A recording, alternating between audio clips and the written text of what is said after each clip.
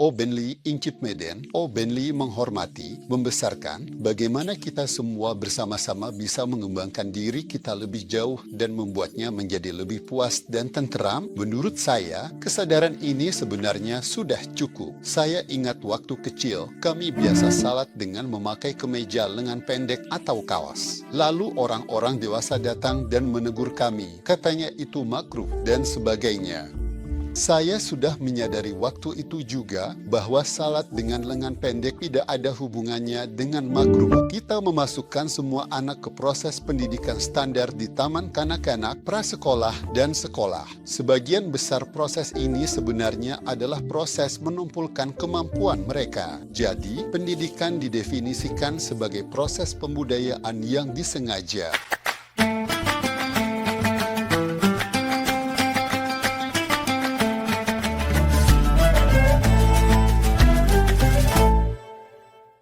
Halo semuanya dari Istanbul Okulu. Pemirsa yang terhormat, hari ini kita akan membahas tentang konsep aku, keakuan, dan kita dalam konteks ayat ke-7 surah As-Syams. Narasumber kita hari ini adalah Profesor Dr. Saban Ali Dusgun. Halo Guru. Shangno.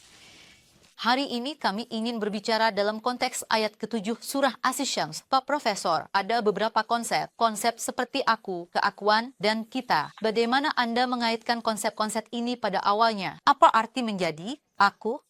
Apa makna mencapai keakuan? Atau terlepas dari keakuan menurut Anda? Ya, dalam ayat disebutkan, wa nafsin wa em'asawaha. Saya ingin membahas satu ayat ini terlebih dahulu, lalu memperluas pembahasannya. Kata sefaha secara khusus mencakup kekuatan-kekuatan yang diberikan kepada jiwa, kemampuannya, dan penyempurnaannya. Ketika kita memikirkan tentang filsuf keakuan yang dikenal di abad ke-20 dan mengapa filsuf ini menekankan keakuan seperti itu, sebenarnya topik yang akan kita bahas hari ini bukan hanya untuk mengupas sisi terdalam manusia atau struktur psikologis batinnya, tapi saya akan mencoba memberikan makna yang melampaui itu. Saya berbicara tentang Muhammad Iqbal. Karya terkenal Muhammad Iqbal juga diterjemahkan ke bahasa Turki dan diterbitkan oleh penerbit Bankas. Sebagian besar karya besarnya Misteri Hudi, Rahasia Diri. Keakuan ini, pertama-tama, misalnya, apa unit terkecil dari masyarakat? Keluarga. Itu keluarga. Di dalam keluarga, semua anak, termasuk setiap ayah dan ibu, semuanya adalah satu, aku. Namun sebelum sampai pada keluarga, setiap individu, setiap anak, setiap ayah dan ibu, masing-masing adalah satu, aku, dalam rencana penciptaan Allah. Artinya, keakuan, eksistensi, pertama-tama sudah ada dalam rencana penciptaan Allah, dan Allah menganugerahkannya. Allah memandangnya sebagai sesuatu yang berharga. Allah merencanakan dan menciptakannya sebagai satu, aku, yang independen dari siapapun, terlepas dari keluarga, masyarakat, negara, komunitas, atau agama, sebagai individu tunggal yang otonom dan mandiri. Sekarang, menurut saya, kita harus memperhatikan hal ini ketika membangun hubungan antara aku dan kita, yaitu begini. Nafsu manusia maksudnya aku, saya. Penyempurnaannya, semua kekuatan diberikan kepadanya. Lalu kekuatan-kekuatan ini diseimbangkan. Inilah maksud penyempurnaan. Kekuatan kita miliki, segala kekuatan membakar, menghancurkan, membangun, menciptakan, menghidupkan, bukan, gerakan manusia. Semuanya ada pada kita. Tapi upaya-upaya saya yang membangun, menciptakan, dan konstruktif terhadap kehidupan ini juga, pada saat yang sama, adalah kelompok yang kita sebut kita, kelompok tempat saya berada. Dimulai dari keluarga, lalu lingkungan tempat tinggal saya, komunitas yang saya miliki, masyarakat tempat saya berada, negara yang berusaha menyesuaikan dengan standarnya sendiri. Allah berkata bahwa penyeimbangan dalam diri ini, setiap individu telah diseimbangkan dengan kemampuan dan perlengkapan yang dimilikinya. dan nas serta sema sefaha, semua potensi yang tertanam di dalamnya, semua kemampuan yang tertanam di dalamnya. Dan demi Allah, ini berarti seperti ini. Apapun yang dijadikan sumpah, masing-masing memiliki nilai aktif di dunia. Ada hal-hal yang harus dilakukan, ada harapan-harapan yang ditujukan kepadanya. Di sini juga, nas memiliki kekuatan dan kemampuan seperti itu. Namun, ada juga nilai-nilai yang ditetapkan dan diseimbangkan oleh lingkungan dan masyarakat saya. Ada harapan, Ada peran. ada peran-peran dan lain sebagainya. Sekarang, yang saya maksud adalah, bisa saja ada kesesuaian antara apa yang ditetapkan dan diharapkan dari saya oleh masyarakat dengan apa yang ditetapkan dan diharapkan dari saya oleh Allah. Bisa juga terjadi konflik yang sempurna. Kalau begitu, saya harus mengutamakan apa yang ditetapkan Allah untuk saya. Karena itulah fitrah saya, itulah kodrat saya, dan ketika apa yang ada dalam fitrah serta kodrat saya itu muncul, maka yang kita sebut sebagai jati diri akan tampak. Seringkali, masyarakat tempat kita berada tidak memungkinkan jati diri dan eksistensi kita muncul dengan seluruh potensinya. Sebaliknya, apa yang bisa terjadi, bisa menghalangi, bisa membatasi. Kalau masyarakat bisa memfasilitasi hal itu, itulah masyarakat ideal yang oleh Farabi disebut Al-Madinah Al-Fadilah. Pertanyaan untuk masyarakat berbudi luhur yang ideal adalah, mengapa kita hidup sebagai kita? Mengapa individu-individu hidup sebagai kita? Mengapa kita hidup secara berkelompok? Mengapa kita membentuk negara? Jawaban yang diberikan adalah ini, setiap individu, yaitu setiap aku, bisa memanfaatkan kelebihan dan kebajikan yang dimiliki orang lain dan dengan melengkapi kekurangannya sendiri, ia bisa mencapai kesempurnaan. Naik. Kalau begitu, jika aku-aku lain atau kita yang dibentuk oleh aku-aku lain itu secara individual mendukung perkembangan, pertumbuhan, dan kemunculan jati diri Anda, saya, anak kita, atau anak Anda, maka itu adalah masyarakat yang ideal dan berbudi luhur. Apakah sebaliknya bisa terjadi? Itu mungkin saja, dan itulah yang ingin saya soroti. Begini, setiap individu diciptakan otonom, mandiri, dan unik. Artinya jika hari ini ada 8 miliar manusia di dunia, maka ada 8 miliar potensi berbeda. Ada 8 miliar diri terpisah. Ada 8 miliar martabat berbeda. Kita harus melihatnya seperti itu. Kami menstandardisasi. Standar itu seperti ini. Semua orang harus mematuhi standar ini. Kita bilang menjadi masyarakat itu seperti ini. Namun di sini letak risikonya, standar yang kita tetapkan seringkali tidak sejalan dengan standar yang ada dalam fitrah manusia itu sendiri. Kalau begitu, izinkanlah, berikanlah kesempatan. Biarkanlah kemampuan-kemampuan yang tersembunyi dalam pengaturan fitrah, aku, itu, kemampuan yang akan muncul sebagai pemikiran, sikap, dan perilaku dari individu tunggal itu, biarkanlah ia muncul, biarkanlah ia berkembang. Ciptakan ruang. Ciptakanlah sebuah ruang untuknya.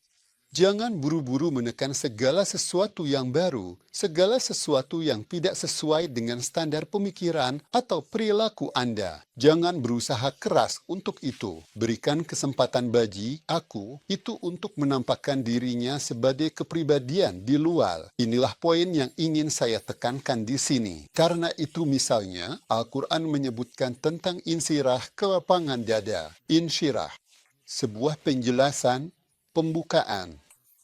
Dalam teks-teks lama kita, itu berarti operasi bedah. Kamu membukanya, maksud saya begini. Masyarakat saya memiliki harapan-harapan tertentu dari saya. Mereka memaksakan harapan-harapan itu kepada saya.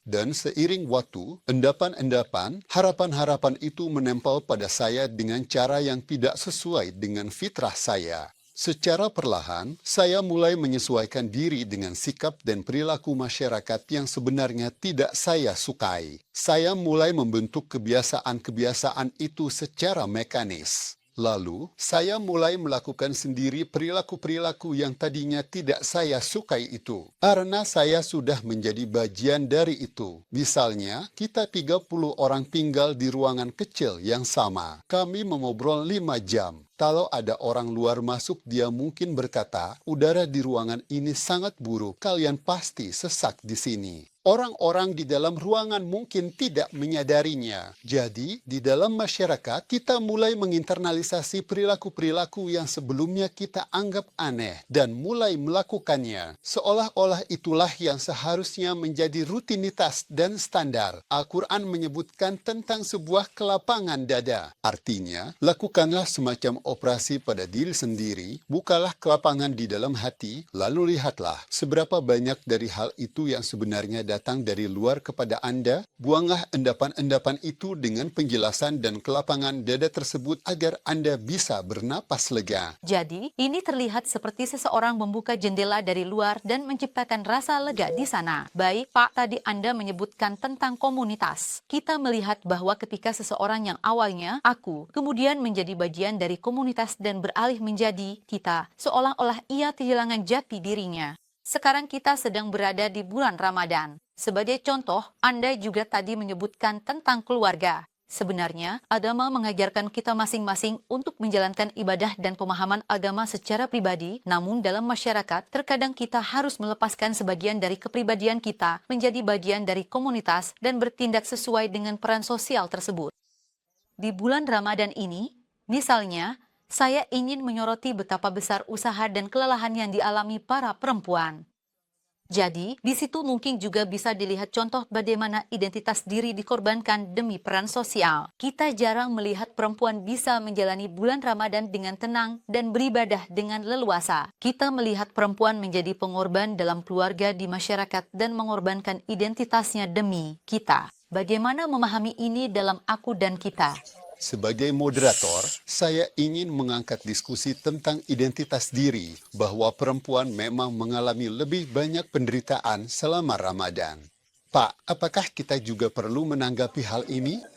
Apakah kita juga perlu menyinggung hal ini? Fakta bahwa Anda mengangkat isu ini juga menunjukkan bahwa identitas diri Anda masih sangat hidup dan itu hal yang baik, positif. Ini semua sebenarnya soal keseimbangan dan keadilan. Orang-orang, maksud saya, hal-hal seperti ini memang terjadi dalam keluarga. Dalam keluarga, beban yang ditanggung perempuan selama Ramadan bisa jadi memang lebih berat. Bagaimana kita bisa meringankan beban ini? Bagaimana kita bisa menciptakan keseimbangan ini? Ini proses yang sebenarnya bisa diputuskan sendiri oleh keluarga. Kita harus ingat bahwa hidup berdiri di atas keseimbangan. Allah menciptakan segala sesuatu di bumi, menciptakan bumi dan segala isinya, dan Dia juga meletakkan keseimbangan di sana. Janganlah kalian merusak keseimbangan itu. Apapun kalian lakukan, jangan merusak keseimbangan. Itulah prinsip kita. Ayat itu juga menyampaikan ini. Kemampuan rasional kita, pikiran kita, juga memberitahu kita hal ini melalui pengalaman kita. Oleh karena itu, bulan Ramadan adalah bulan ibadah yang benar. Agar ibadah itu tidak berubah menjadi beban, kita harus menikmatinya, membagikan kenikmatan itu kepada semua orang, dan memperbesarnya tanpa melupakan bahwa ini adalah ibadah. Ini adalah bulan ibadah. Jadi, ketika seorang perempuan masuk ke dapur, dia mempersiapkan ibadah itu.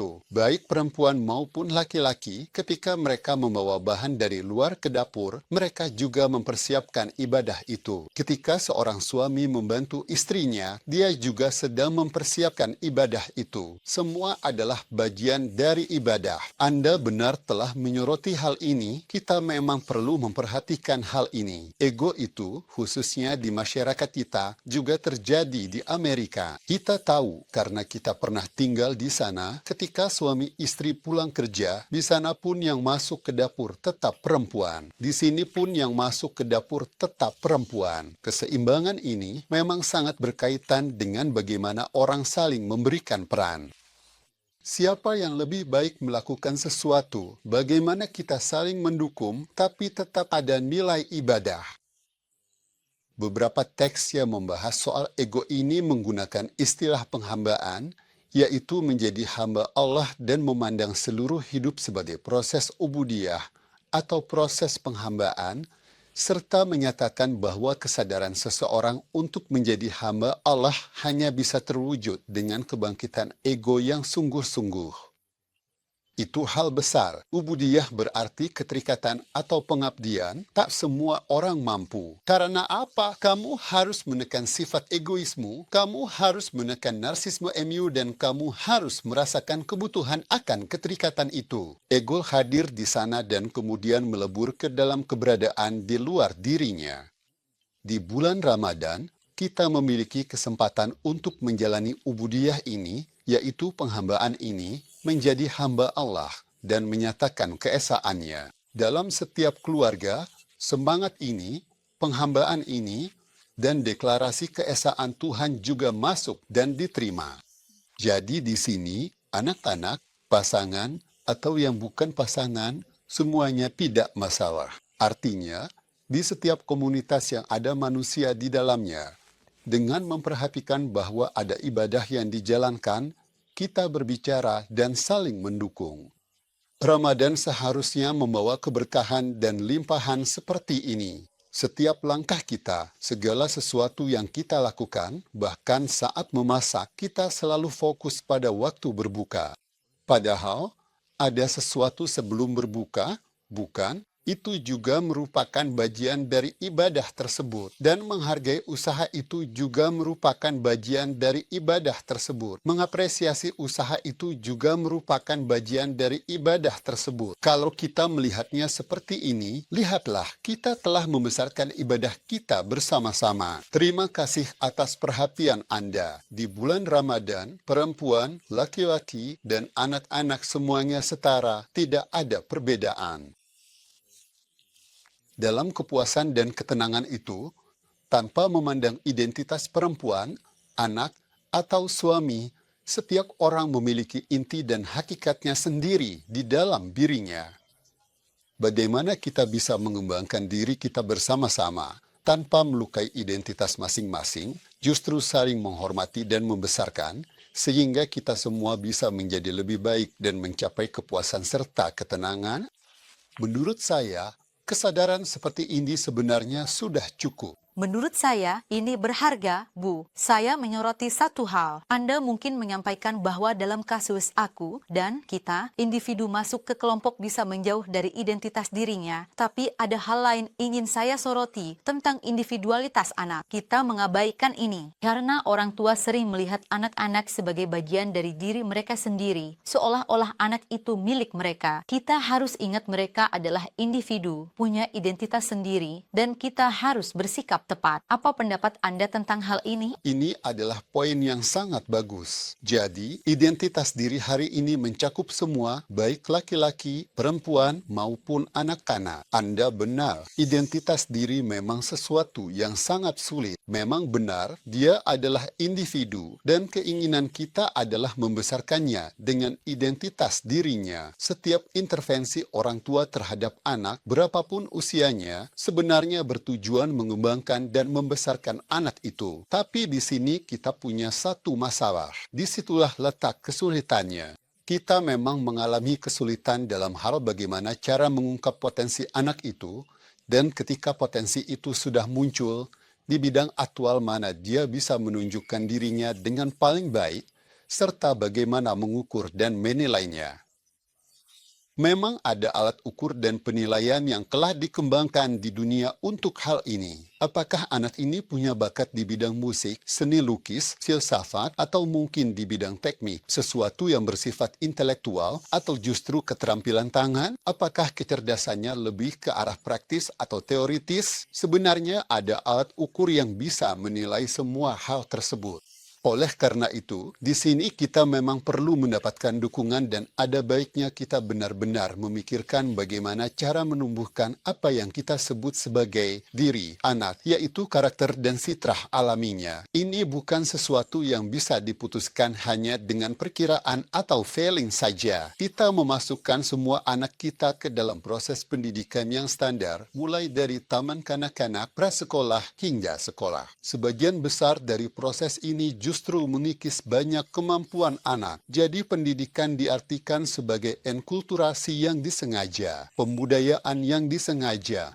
Dan semua anak diberikan budaya dasar itu secara sengaja. Saya bisa memahami hal itu, tapi setelah itu, ketika mereka mulai menunjukkan perbedaan, misalnya hanya 2 atau 3 anak yang benar-benar punya kemampuan luar biasa yang akhirnya diarahkan ke universitas. Anak-anak yang kemampuannya lebih rendah diarahkan ke sekolah kejuruan, yang kemampuannya paling rendah bahkan tidak masuk kemana-mana. Mereka keluar dan meninggalkan sekolah. Hampir di seluruh dunia, praktik serupa diterapkan, tapi menurut saya itu belum cukup. Itu yang ingin saya sampaikan. Itu belum cukup. Ini sering dikecualikan dari sistem ini. Hanya yang sangat berbakat diterima, dan itu pun belum cukup. Maksud saya, manusia. Ada bakat bisa dikembangkan. Ya, maksud saya, kita perlu mengembangkan alat ukur. Jangan hanya diserahkan pada belas kasihan orang tua saja. Tapi peran orang tua juga penting. Maksud saya, anak-anak punya bakat khusus. Kita sering membahas IQ, EQ, tapi sebenarnya ada juga yang namanya CEKI. CEKI adalah singkatan dari Curiosity Quotient, ingin tahu. Ada pada anak-anak saat dewasa, seolah hilang, kita tidak penasaran atau bertanya lagi. Tapi anak-anak tetap ingin tahu hingga melelahkan.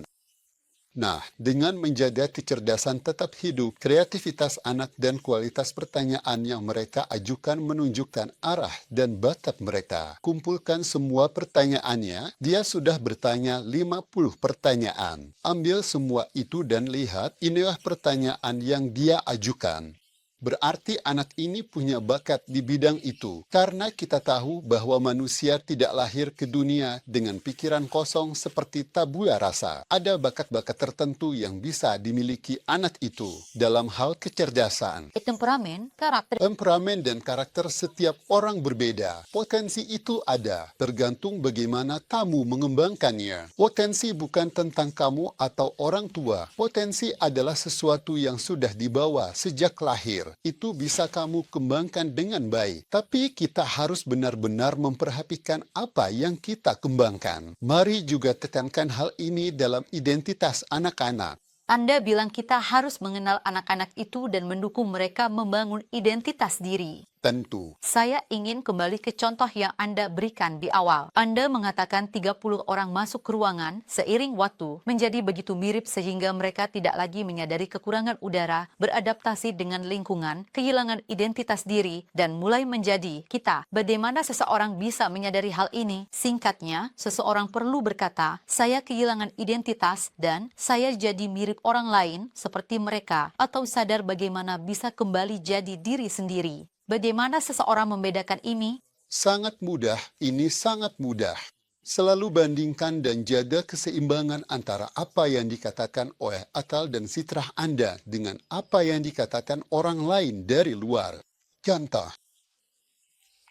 Waktu kecil, maksudnya saat SMA, saya ingat dulu kami sholat memakai kemeja atau kaos lengan pendek. Orang tua akan datang menegur kami. Katanya sholat lengan pendek itu makruh dan sebagainya. Saya sudah sadar waktu itu bahwa sholat lengan pendek sama sekali tidak ada hubungannya dengan makruh. Tidak ada alasan untuk memakai lengan panjang atau menutupi kepala hanya karena itu. Saya sadar dengan logika dan fitrah saya bahwa itu tidak ada hubungannya dengan esensi atau logika ibadah. Karena naluri dan fitrah itu justru memberitahu kita bahwa ibadah yang lebih lembut, lebih murni adalah sesuatu yang lebih logis dan halus. Jadi, kamu bisa memahami bahwa panjang atau pendeknya lengan baju itu tidak ada hubungannya dengan hal ini. Itulah kriterianya. Sifat manusia, sifat manusia. Apa yang terjadi jika sesuatu yang alami, yang sesuai fitrah, dibebani dengan hal-hal tambahan?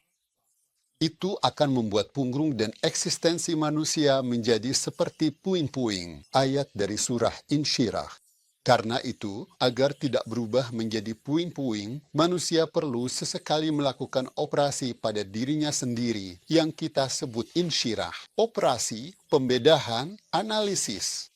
Dia harus membuang endapan, hal-hal berbahaya yang dilemparkan ke sana agar bisa menjaga keseimbangannya, yaitu senesin wa asawaha. Seperti yang sudah kami katakan di awal, sebuah aku yang diletakkan pada keseimbangan, jangan sampai sakit, jangan sampai berubah menjadi kasus patologis. Sebenarnya, dengan kesadaran yang penuh, kita memiliki kemampuan untuk memilah hal itu sesuai dengan fitrah dan struktur bawaan kita sejak lahir. Terima kasih banyak, Pak. Berkat komentar berharga Anda, kita telah menganalisis satu topik penting lagi. Terima kasih, Pak. Terima kasih. Pemirsa, kita bahas aku, kita, dan keakuan pada ayat ke-7 surah As-Syams. Sampai jumpa di episode berikutnya, tetap sehat.